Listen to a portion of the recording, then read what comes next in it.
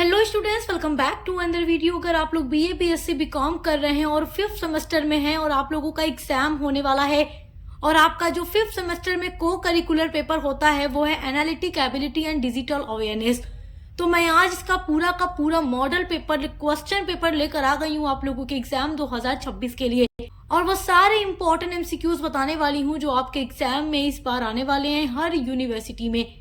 देखिए, मैं आपसे कई बार कह चुकी हूँ कि जब आप कोई भी सब्जेक्ट की तैयारी करते हैं तो अगर प्रीवियस ईयर क्वेश्चन पेपर से तैयारी करेंगे तो वो तैयारी 100% बेस्ट तैयारी होती है।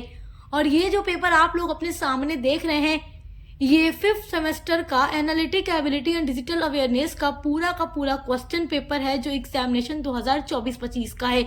तो पिछले साल का ये पेपर है, इसके माध्यम से आप इस बार की भी तैयारी काफी अच्छी कर सकते हैं। और मैंने बहुत सारी वीडियोस अदर भी अपलोड की हैं एनालिटिक एबिलिटी के लिए, तो आप उस वीडियोस को भी जरूर देखिएगा। सारी वीडियोस आप देख लेंगे तो आपकी तैयारी काफी अच्छी होगी। तो चलिए इस वीडियो को स्टार्ट करते हैं। तो देखिए, आपका फर्स्ट वेरी इंपॉर्टेंट क्वेश्चन है वर्णमाला में क्यू के बाद कौन सा अक्षर आता है। वही क्वेश्चन इधर इंग्लिश में भी दिया गया है, तो आप चाहें तो इंग्लिश में पढ़ के समझे या हिंदी में पढ़ के समझे।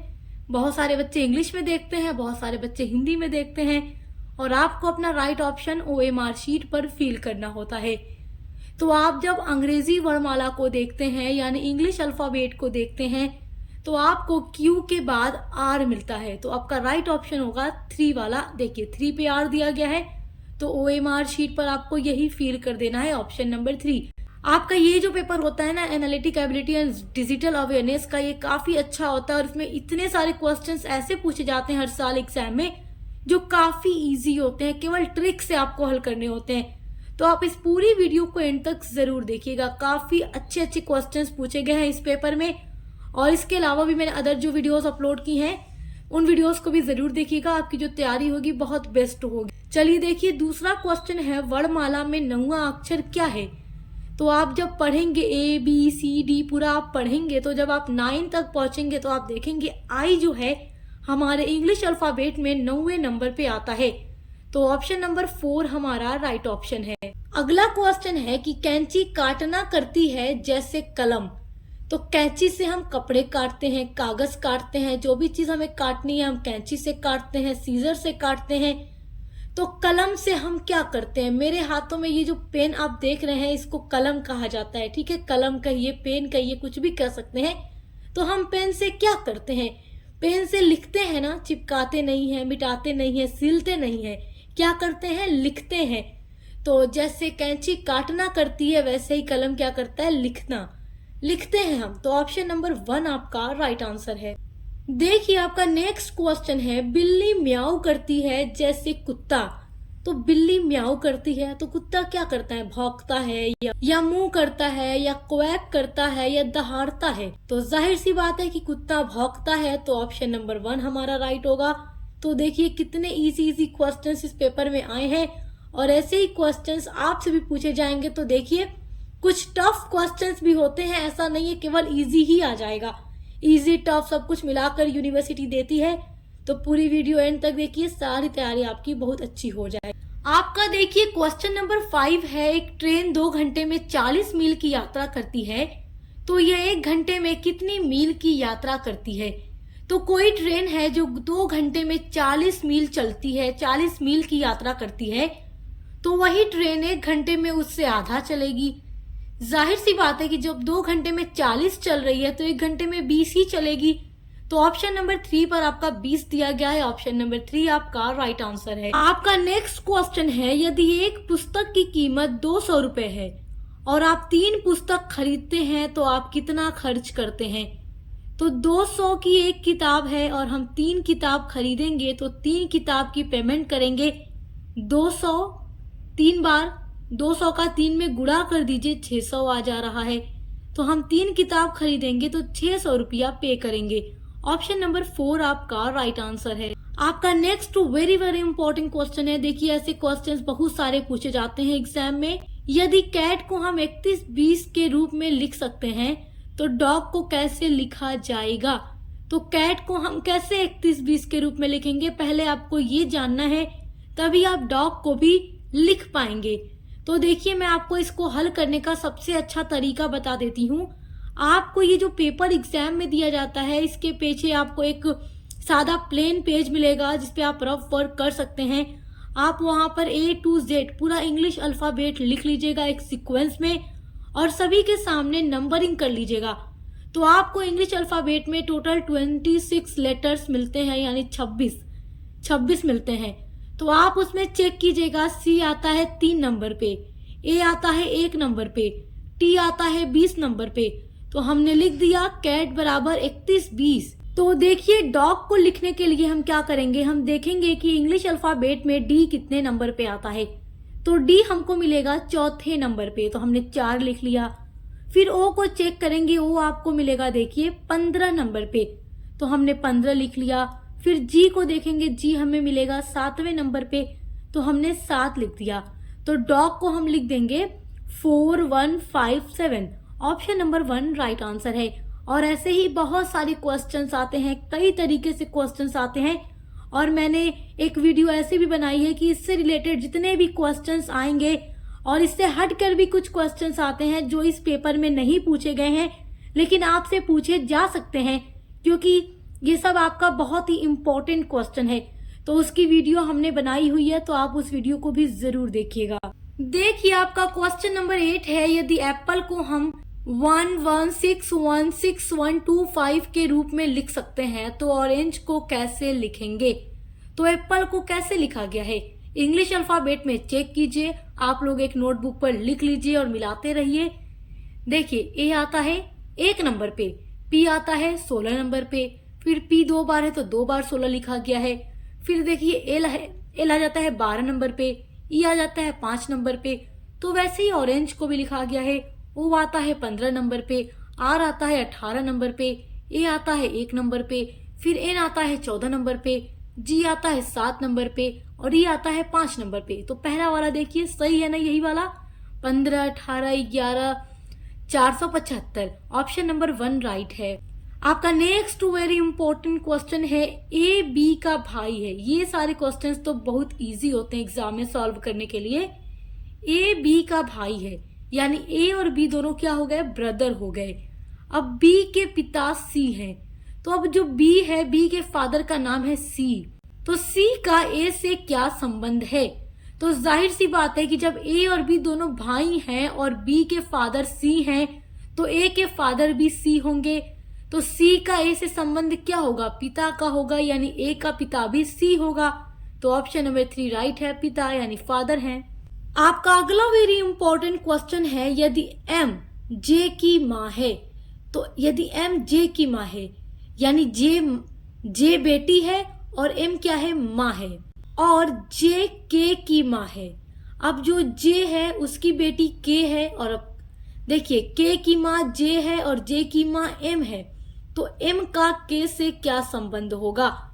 तो आप यहाँ पर अपना नाम लगा के इसको सॉल्व कर सकते हैं कि जब एम जे की माँ है यानी जे बेटी और एम माँ हो गई, और जे के की माँ है तो के बेटी और जे माँ हो गई, तो एम का के साथ क्या रिश्ता होगा। तो आप मान लीजिए कि के आप हैं और जे आपकी मम्मा है और जे की मम्मा एम है, तो क्या होगा, आपकी मम्मी की मम्मी आपकी क्या लगेंगी, नानी लगेंगी। तो ऑप्शन पढ़िए, चाची, दादी, बहन, चचेरी बहन। यहाँ पे नानी ना दे करके दादी दिया गया है, और इंग्लिश में जब चेक करेंगे तो ग्रैंड मदर ही आता है, तो नानी या दादी को तो हम ग्रैंड मदर ही कहते हैं इंग्लिश में।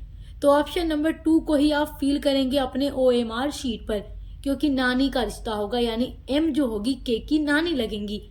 तो ऑप्शन नंबर 2 राइट है। अगला इंपॉर्टेंट क्वेश्चन है, निम्न में कौन 14 से बड़ा है। तो देखिए 10 है, 16 है, 13 है, 11 है, तो इनमें से जो 16 है वही केवल 14 से बड़ा है, बाकी सब तो 14 से छोटे हैं। तो ऑप्शन नंबर 2 16 ये हमारा हो गया राइट।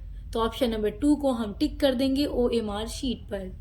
आपका अगला वेरी इंपॉर्टेंट क्वेश्चन है, संख्या समूह दी गई है 2, 4, 6, 8 में कौन सबसे छोटी संख्या है। देखिए क्वेश्चन कितना इजी पूछ रहा है। तो 2, 4, 6, 8 पे सबसे छोटी जाहिर सी बात है 2 ही होगा, तो ऑप्शन नंबर 1 राइट है। अगला क्वेश्चन है, इनमें से कौन फल के वेन आरेख में एक उप समूह है। तो केला है, ऑप्शन नंबर 2 राइट है आपका।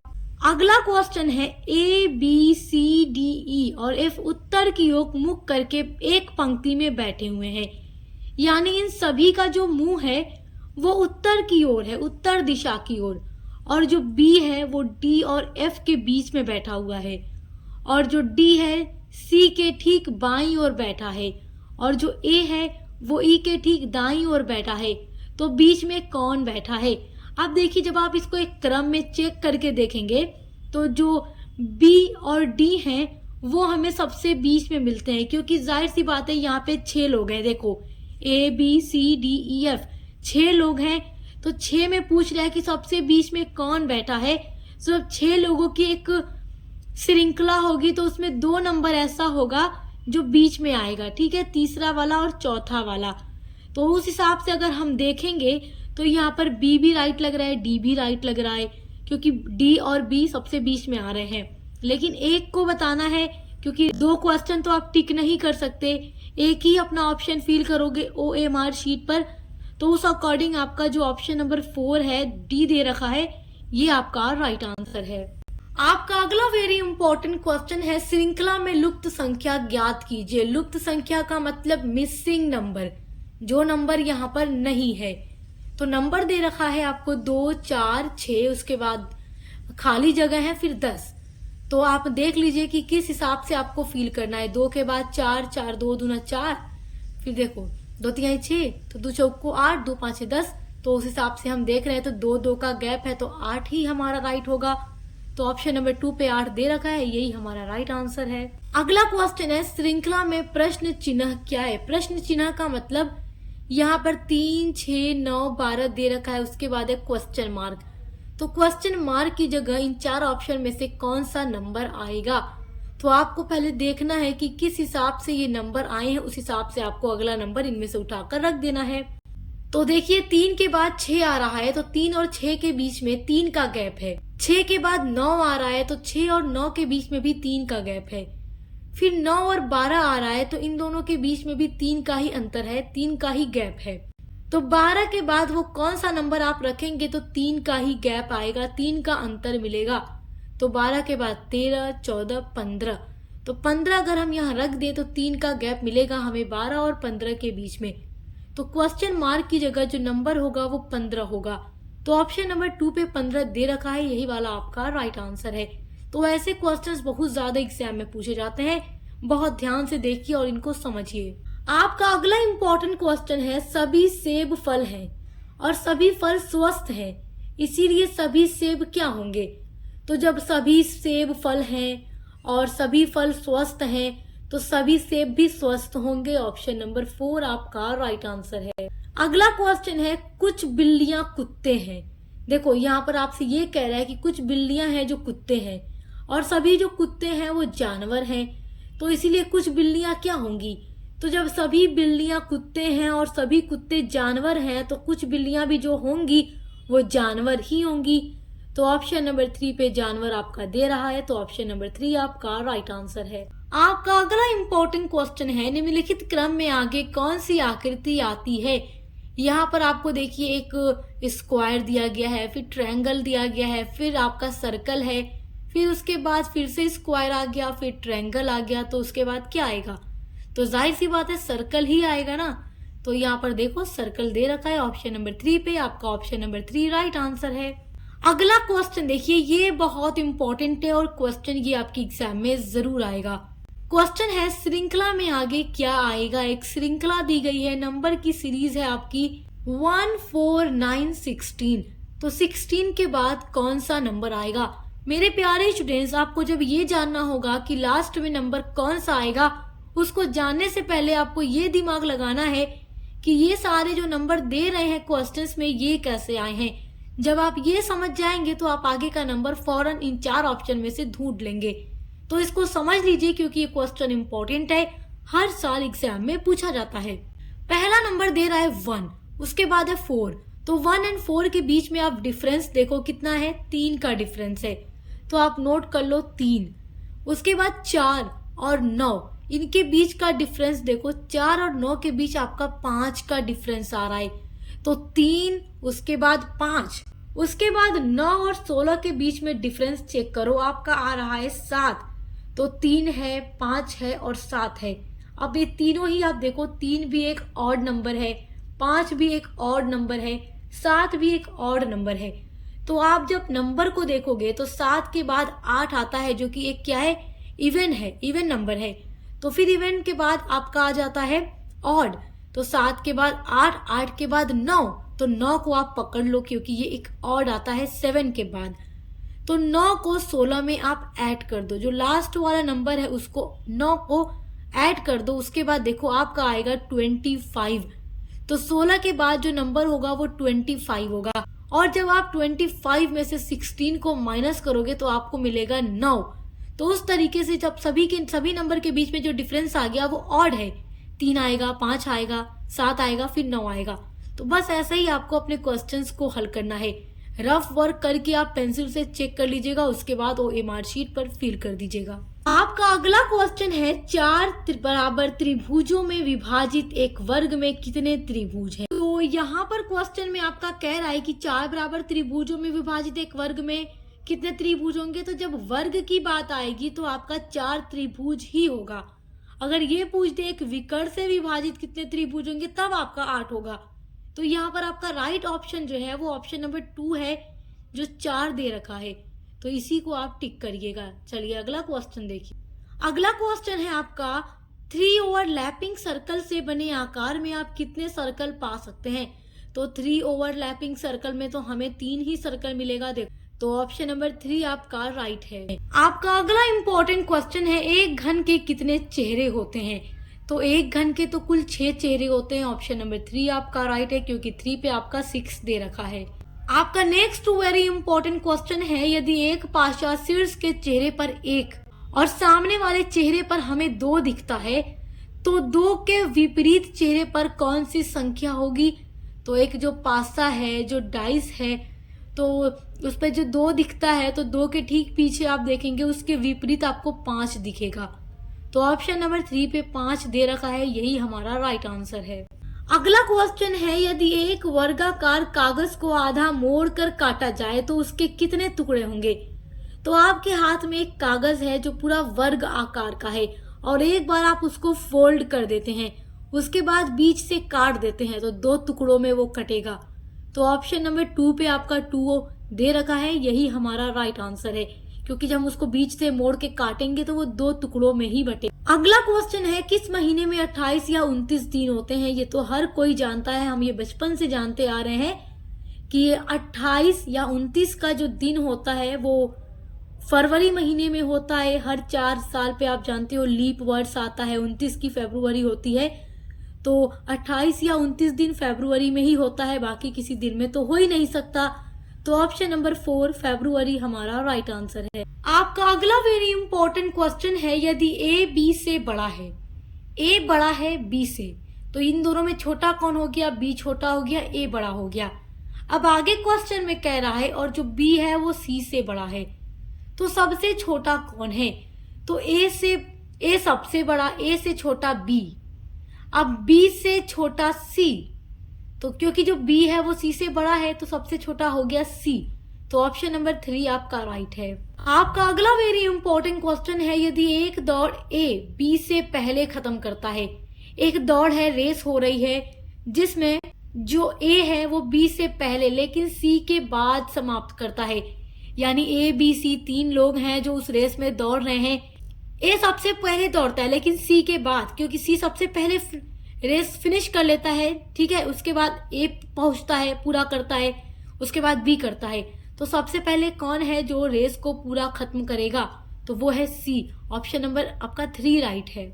आपका अगला इंपॉर्टेंट क्वेश्चन है, निर्णय लेने की प्रक्रिया में सबसे पहला कदम क्या है? तो चारों ऑप्शन को पढ़िए, आपको पता चलेगा। पहला है विकल्पों का मूल्यांकन करना, दूसरा है समस्या की पहचान करना, तीसरा है चुनाव करना, चौथा है निर्णय को लागू करना। तो हम निर्णय लिए ही नहीं है तो निर्णय को लागू कैसे कर सकते हैं? ठीक है, तो चारों में से जो चीज है, कोई भी निर्णय हमें लेना है, डिसीजन मेकिंग करना है, तो सबसे पहले हमें अपनी प्रॉब्लम को पहचानना होगा, अपनी समस्या को पहचानना होगा, तभी हम सही फैसला ले सकते हैं।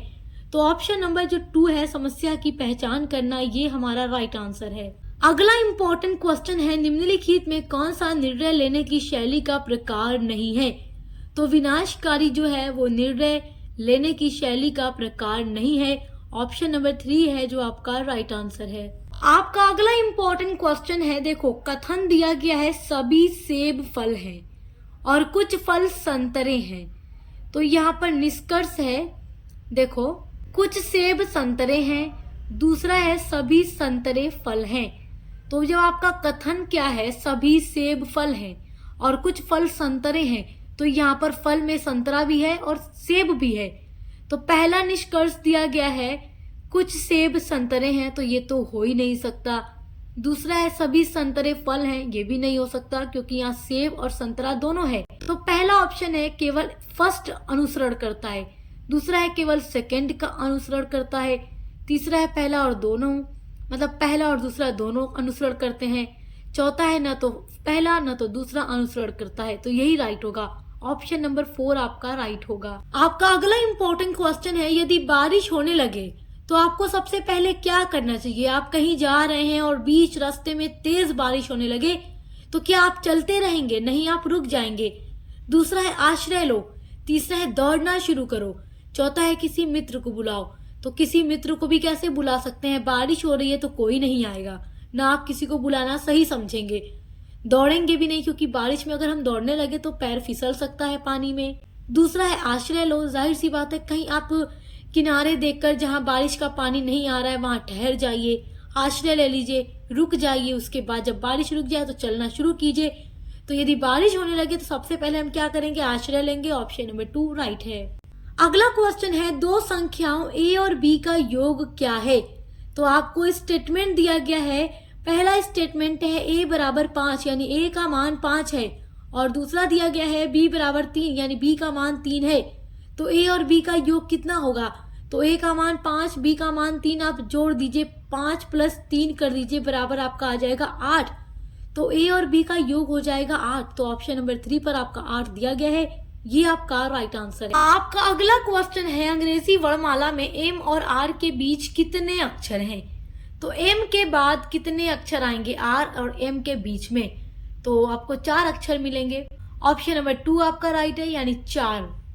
अगला है, यदि x + 7 = 12 तो x का मान क्या होगा? तो आप 7 में कितना जोड़ोगे तो 12 आ जाएगा। आप 7 में 5 जोड़ोगे तो 12 आपको मिल जाएगा। तो x यहाँ पर x की जगह अगर 5 रहे तो हम 5 7 को जोड़े तो 12 हो जाएगा। तो यहाँ पर राइट होगा, x का मान होगा 5। तो ऑप्शन नंबर 4 पे दिया गया है 5, ये हमारा राइट आंसर है। अगला क्वेश्चन है, घड़ी समय के समान है जैसे कि थर्मामीटर समान है। तो घड़ी से हमें टाइम का पता चलता है, तो थर्मामीटर से हमें तापमान का पता चलता है। ऑप्शन नंबर 3 राइट है। अगला है, कंप्यूटर का मस्तिष्क क्या है? ये तो हम बचपन से पढ़ते आ रहे हैं कि सीपीयू को कंप्यूटर का मस्तिष्क यानी दिमाग कहा जाता है। तो ऑप्शन नंबर 2 सीपीयू हमारा राइट आंसर है। आपका अगला इंपॉर्टेंट क्वेश्चन है, सीपीयू का पूरा नाम क्या है? तो सीपीयू का पूरा नाम क्या है? देखो, सेंट्रल प्रोसेसिंग यूनिट, ये सीपीयू का पूरा नाम है। एकदम रट लीजिए, ये क्वेश्चन तो हर बच्चे को आना चाहिए। ये सब तो बचपन में बच्चों को सिखाया जाता है, तो आप याद रखिए central processing unit. Option number 1 right है। अगला क्वेश्चन है, देखिए कंप्यूटर से रिलेटेड क्वेश्चंस आपके एग्जाम में आते हैं, रीजनिंग से रिलेटेड क्वेश्चंस आपके एग्जाम में आते हैं, और सारा ही क्वेश्चन इस पेपर में पूछा गया है, जो कि काफी इजी पेपर है। और कुछ यूनिवर्सिटीज काफी हार्ड पेपर बना देती हैं, मुश्किल पेपर बना देती हैं, और बच्चे परेशान हो जाते हैं। तो वैसी वीडियोस भी मैंने चैनल पे अपलोड की है, आप जरूर देखिएगा। अगर आपके यूनिवर्सिटी में हार्ड पेपर आता है तो आप वो और सारी वीडियोस देखिएगा जो हमने अपलोड की है, क्योंकि बहुत सारे बच्चे कमेंट करते हैं कि मैम हमारी यूनिवर्सिटी में तो बड़े हार्ड क्वेश्चंस आ जाते हैं। तो उन बच्चों के लिए भी वीडियो हमने बनाई है, तो आप देख लीजिएगा। अगला है, सहायक मेमोरी का उदाहरण क्या है? तो सहायक मेमोरी हो जाएगी हमारी hard disk. Option number 2 right है, हार्ड डिस्क। आपका अगला क्वेश्चन है, कैश मेमोरी किस प्रकार की मेमोरी है? तो ये जो होती है ना, ये सीपीयू और रैम के बीच में तेज मेमोरी का काम करती है, जो कैश मेमोरी होती है। तो ऑप्शन नंबर 4 आपका राइट आंसर है। चलिए अगला क्वेश्चन देखिए, एप्लीकेशन सॉफ्टवेयर के उदाहरण क्या हैं? तो देखो एप्लीकेशन सॉफ्टवेयर का उदाहरण है माइक्रोसॉफ्ट वर्ड, याद रखिएगा ऑप्शन नंबर 2 आपका राइट आंसर है। आपका अगला क्वेश्चन है कौन सी मेमोरी आभासी है? तो जो रोम है वो आभासी मेमोरी है और रोम का फुल फॉर्म है रीड ओनली मेमोरी। रैम का फुल फॉर्म भी याद रखिएगा रैंडम एक्सेस मेमोरी, क्योंकि एग्जाम में फुल फॉर्म भी पूछ देता है। तो यहाँ तो क्वेश्चन आभासी मेमोरी के लिए पूछ रहा है, तो आपका रोम राइट है, ऑप्शन नंबर 1 आपका राइट है। आपका अगला इंपॉर्टेंट क्वेश्चन है बड़े डेटा के दीर्घकालिक भंडारण के लिए किस उपकरण का उपयोग किया जाता है? तो हार्ड डिस्क का उपयोग किया जाता है, ऑप्शन नंबर 3 आपका राइट आंसर है। अगला वेरी इंपॉर्टेंट क्वेश्चन है एमएस वर्ड में दस्तावेज को सहेजने के लिए किस शॉर्टकट कुंजी का प्रयोग किया जाता है? तो Ctrl+S का यूज किया जाता है, ऑप्शन नंबर 2 आपका राइट आंसर है। अगला इंपॉर्टेंट क्वेश्चन है एमएस वर्ड 2014 में बनाए गए दस्तावेज के लिए डिफॉल्ट फाइल एक्सटेंशन क्या है? तो वो है .docs, ऑप्शन नंबर 4 आपका राइट है। आपका अगला इंपॉर्टेंट क्वेश्चन है एमएस वर्ड में कौन सा शॉर्टकट टेक्स्ट को बोल्ड करता है? तो Ctrl+B जो है ये आपका राइट होगा, क्योंकि ये शॉर्टकट टेक्स्ट को बोल्ड करता है, ऑप्शन नंबर C आपका राइट आंसर। आपका अगला क्वेश्चन है एमएस वर्ड में कौन सा टैब फॉन्ट समूह रखता है? तो आपका राइट आंसर होगा होम, ऑप्शन नंबर 3 आपका राइट आंसर है। आपका अगला क्वेश्चन है एमएस वर्ड में किस टूल का उपयोग किसी समानार्थी शब्द को खोजने के लिए किया जाता है? तो देखिए एमएस वर्ड में जब भी किसी समानार्थी शब्द को ढूंढना होता है तो उसके लिए थीरोसस का यूज किया जाता है, ऑप्शन नंबर 2 आपका राइट आंसर है। अगला इंपॉर्टेंट क्वेश्चन है एमएस वर्ड में किसी कार्य को पूर्ववत करने का शॉर्टकट क्या है? देखिए केवल शॉर्टकट से रिलेटेड क्वेश्चन आ रहा है, तो ये सब आपको पढ़ लेना है, बहुत ही इंपॉर्टेंट क्वेश्चन है। तो किसी भी काम को पूर्ववत करने का शॉर्टकट होता है Ctrl+Z, ऑप्शन नंबर 1 आपका राइट है। अगला इंपॉर्टेंट क्वेश्चन है देखिए एमएस वर्ड में Ctrl+A का क्या कार्य है? तो एमएस वर्ड में Ctrl+A का कार्य है सभी टेक्स्ट का चयन करना, ऑप्शन नंबर 1 आपका राइट आंसर है।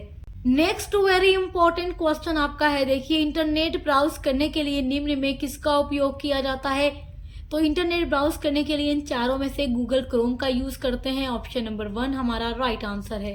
अगला क्वेश्चन है ईमेल का क्या अर्थ है? तो ईमेल का पूरा नाम होता है इलेक्ट्रॉनिक मेल, ई का पूरा नाम इलेक्ट्रॉनिक, तो मेल ही है, तो इलेक्ट्रॉनिक मेल ये पूरा नाम है ईमेल का, ऑप्शन नंबर 2 राइट है। नेक्स्ट वेरी इंपॉर्टेंट क्वेश्चन है एक्सेल में चार्ट बनाने के लिए किसका उपयोग किया जाता है? तो एक्सेल में चार्ट बनाने के लिए इंसर्ट टैब का यूज किया जाता है, ऑप्शन नंबर 2 आपका राइट आंसर है। आपका अगला इंपॉर्टेंट क्वेश्चन है एक्सेल में फार्मूला शुरू करने के लिए किस प्रतीक का उपयोग किया जाता है? तो बराबर का यूज किया जाता है, तो ऑप्शन नंबर 3 राइट है, बराबर का। अगला है कौन सा फंक्शन एक्सेल में संख्याओं की श्रेणी का औसत निकालता है? तो औसत के लिए एवरेज, ऑप्शन नंबर 1 राइट है, एवरेज आपका। अगला क्वेश्चन है एक्सेल में सम फंक्शन क्या करता है? तो सम का मतलब मान जोड़ता है, तो ऑप्शन नंबर 2 एक्सेल में सम फंक्शन का काम है मान जोड़ना, तो ये मान जोड़ता है, ऑप्शन नंबर 2 राइट है। अगला क्वेश्चन है एक्सेल में पंक्ति और स्तंभ का प्रतिच्छेदन क्या है? तो एक्सेल में पंक्ति और स्तंभ का प्रतिच्छेदन सेल होता है, ऑप्शन नंबर 3 आपका राइट आंसर है। आपका अगला इंपॉर्टेंट क्वेश्चन है कौन सा फंक्शन किसी श्रेणी में उच्चतम मान ढूंढता है? तो उच्चतम मान ढूंढता कौन सा फंक्शन है? मैक्स, तो ऑप्शन नंबर 2 राइट है आपका।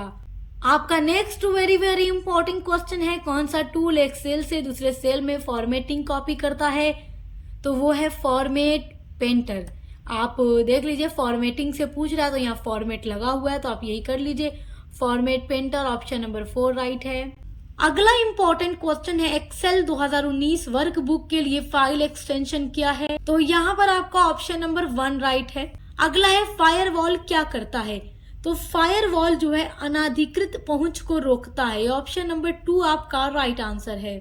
आपका अगला इंपॉर्टेंट क्वेश्चन है आपके कंप्यूटर को नुकसान पहुंचाने वाले सॉफ्टवेयर के लिए क्या शब्द है? तो जो हमारे कंप्यूटर को नुकसान पहुंचाता है वो है मैलवेयर, तो ऑप्शन नंबर 3 राइट है। अगला इंपॉर्टेंट क्वेश्चन है इनमें से कौन सा पासवर्ड मजबूत है?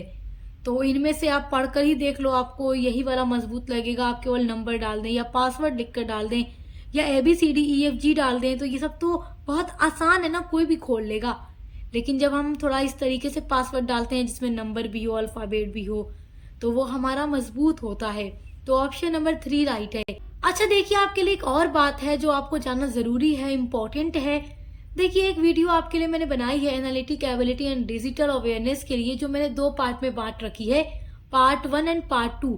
एक वीडियो में मैंने केवल रीजनिंग से रिलेटेड सारे इंपॉर्टेंट MCQs रखे हैं और एक वीडियो में कंप्यूटर से रिलेटेड सारे MCQs रखे हैं। अगर आप मात्र वो 2 वीडियो देखते हैं तो आपकी तैयारी बहुत अच्छी होगी, तो आप उस वीडियो को भी जरूर देखिएगा।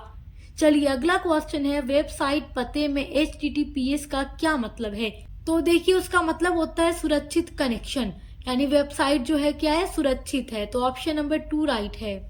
अगला क्वेश्चन है, यदि आपको कोई संदिग्ध मेल प्राप्त होता है तो आपको क्या करना चाहिए? तो आपको केवल उसे हटा देना चाहिए। ऑप्शन नंबर आपका जो है 3 राइट है, उसको फौरन हटा देना चाहिए। ऑप्शन नंबर 3 राइट है, इसे हटा दें।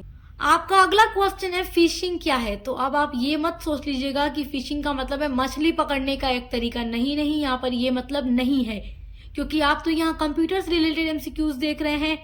तो फिशिंग का मतलब है व्यक्तिगत जानकारी चुराने का एक घोटाला, मतलब कि इंसान की जो पर्सनल इंफॉर्मेशन होती है उसको चुराने का एक तरीका होता है जिसको फिशिंग कहा जाता है। तो ऑप्शन नंबर 3 राइट है।